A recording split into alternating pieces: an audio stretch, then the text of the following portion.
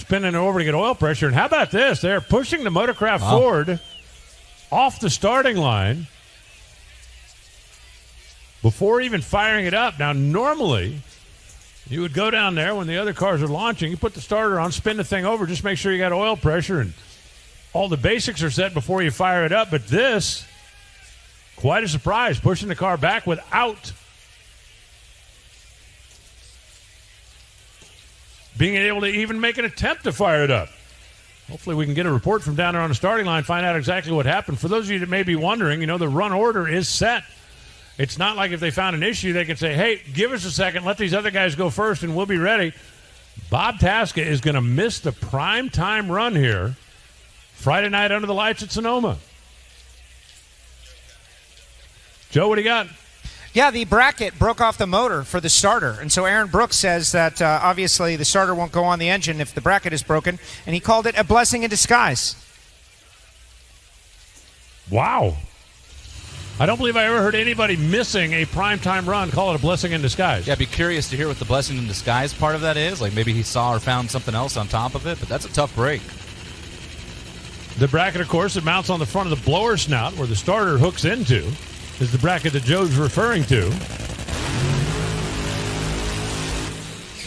So Chad Green is going to have a solo run down the DENSO side of the racetrack. I do like the look on that car. It's very cool.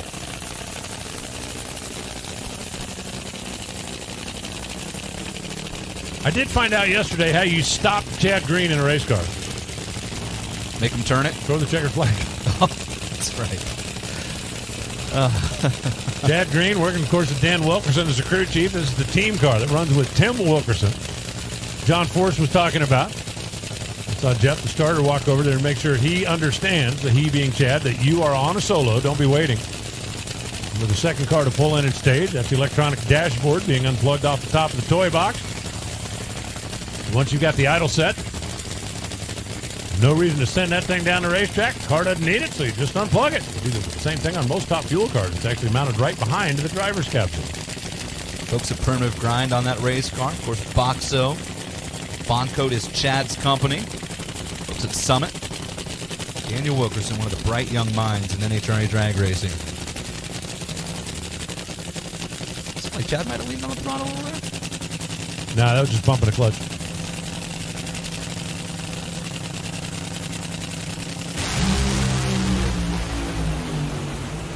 Well, the car tried to push him over to the center line. He fought it back and then lost traction down there around the 300-foot mark or so.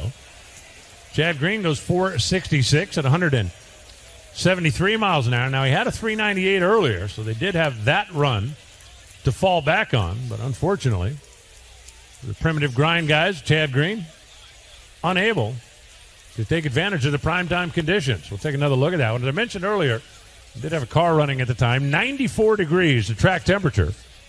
When we started this session, it's cooling down out there, 67 degrees of air temperature for you fans. That's why J-Lo's got a jacket on. That's why I'm like bundled up in here as well. A 1019 correction factor. Watch again.